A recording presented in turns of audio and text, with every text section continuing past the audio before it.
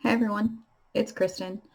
So we just did Uncanny X-Men 244. So now we're gonna do Uncanny X-Men 245. Last one was about, girls' night out. Basically, this is guys' night out. So on the front it says Colossus says, "Oh, we're surrounded by hostile aliens," and Wolverine, "Be ashamed if something bad happens to my nice new jacket." Anyway. So basically, this group of aliens is like, oh, we need someplace new to conquer. So they set their sights on Earth. Anyway, uh, they're actually pretty goofy aliens. I mean, there's the alien. You'll see why later. I mean, it's just. So, you have just everyone like hanging out, doing their own thing, basically. And so, Havoc and Wolverine get into a fight about like how the team should be run. And because the base has the old Reaver base has a surveillance system, and Havoc kind of uses it to like spy on people, not spy on people, but keep track of people. And apparently it made Madeline Pryor like crazy, like it affected her psyche, her brain somehow, and she went crazy. Um, basically, yeah, that was like part of Inferno. We'll talk about that later. I mean, it's a big, complicated story, as all X-Men stories are, of course. Anyway, so they get into a fight, and Wolverine's like, "Hey, I think like you girls, you ladies got to blow off steam, so I think the men should do the same." So apparently, Colossus is at this point stuck in his steel form, and so Dazzler is putting makeup on him so he can go out into public. And she's like, "Hold still, this won't hurt. You big baby."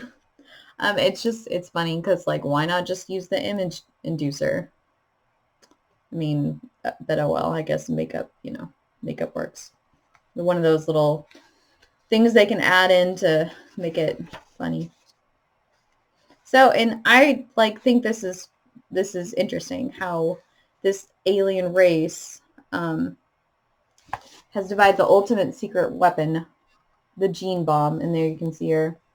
It looks, like Jean Grey. And it's interesting how basically, she's naked. A little bubble covering up that part. Um, anyway, so, apparently this is going to be their secret weapon. It's going to destroy, like, bonds, cause brother to slay brother, people to tear themselves apart. Ultimately, the planet itself will follow suit. And at the beginning, this one guy was trying to warn them, like, "Hey, planet Earth is the home of the Phoenix. I wouldn't mess with that planet if I were you." And he comes in and he's like, "No, danger, don't go after that planet." And they shoot him. And the leader's like, "Wasn't he one of ours?" Or no, one of the henchmen says, "Wait, wasn't he one of ours?" And he's like, "Oh, well, he's not important. Whatever. Whatever it was, can't have been too important." So the guys go out, to Sydney, um, to a bar, which, makes sense. Women go shopping, guys go to a bar. It's Havoc, Longshot, Wolverine, Colossus. And of course, like, Longshot soon has every woman in the place like fall in love with him, because that's just, remember, like, Mojo created him to be a star of his like television universe, and so therefore, like, he was given like extraordinary luck, and basically these, I will call, powers to make people like him, so to speak, because of course you want your television star to be likable, and he's of course handsome, because television stars, most of them are good looking. Anyway, so then they hear like this rumble of spacecraft coming from up above. Oh yeah, and Havoc, he's already kind of drunk. I mean, he's been through a lot. He and Madeline kind of developed this like relationships, this rapport. Um, and he's already drunk, and he's telling Wolverine, "Well, I'm gonna drink you under the table." And Wolverine's like, "Huh, good luck. Like, I have a healing factor. I don't get drunk." It's like, okay. So anyway, so they hear the rumble. These aliens come down. Apparently, the people aren't that worried. They're not that worried about an alien invasion. And so anyway, like the leader comes in, and leader of the aliens comes in, to Australia and says, I'm here to take over. I require your immediate and unconditional surrender. And the guy's like, he's the mayor of Sydney, and he's like, you mean you want to take over? And the alien's like, precisely. And he's like, terrific. The job's yours, and welcome to it. I'm past due for vacation anyway. And, alien's like, what? I'm serious. We mean business. What are you doing? Anyway, it's just funny. Oh, and he removes the Sydney Opera House. And see, he's like, fine, I'm going to have to show of force. Like, we mean business. And the mayor's like, I've been wanting to do that myself for years. But it is on all the postcards and the brochures. So I'm afraid you're going to have to put it back. And you're like, what?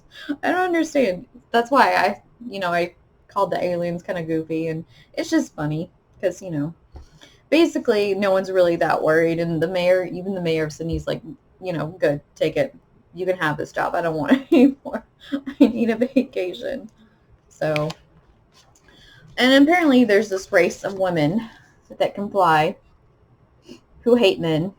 Like, we live to kill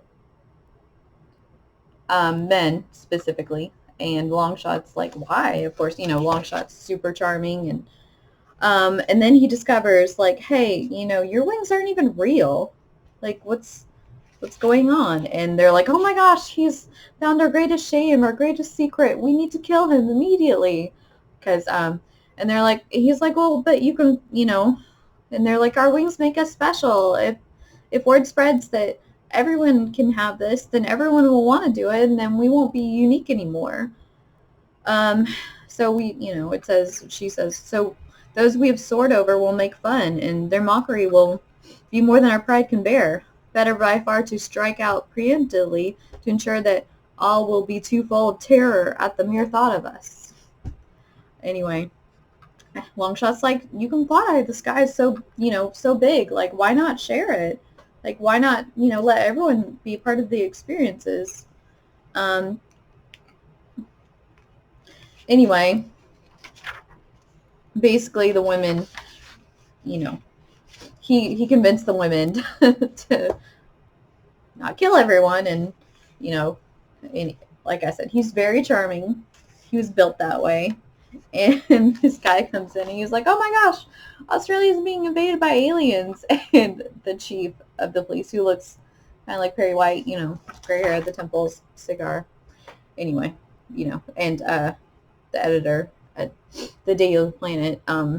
So they all kind of look alike. I wonder who decided that. But anyway, so, and the guy's like, that's not important,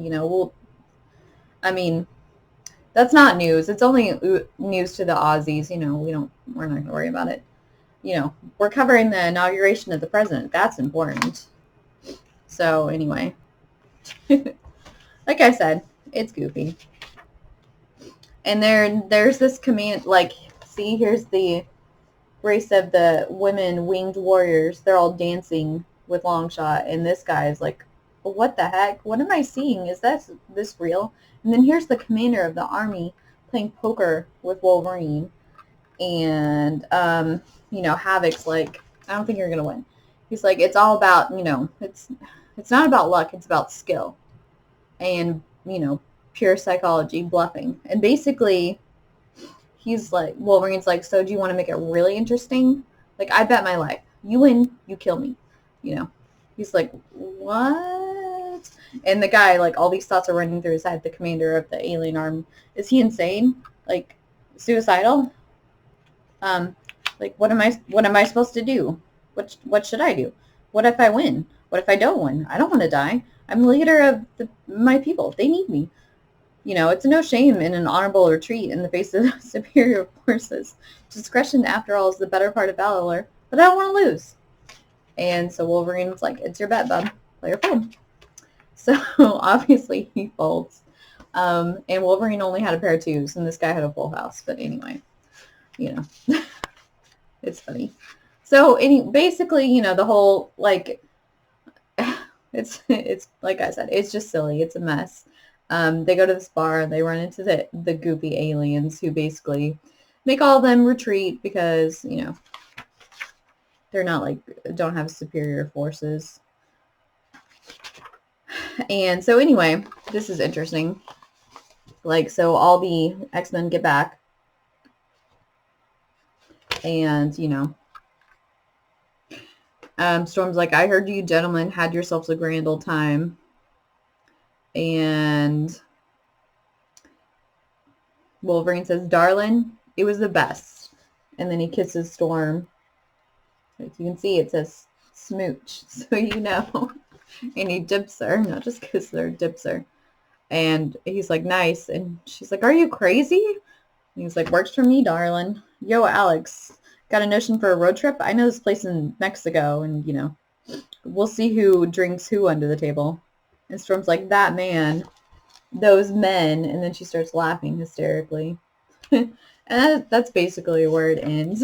Like I said, since I did the one right before, like the issue right before it of the X-Woman, I thought I should do the issue right after it of where the X-Men just go out and, have a good time.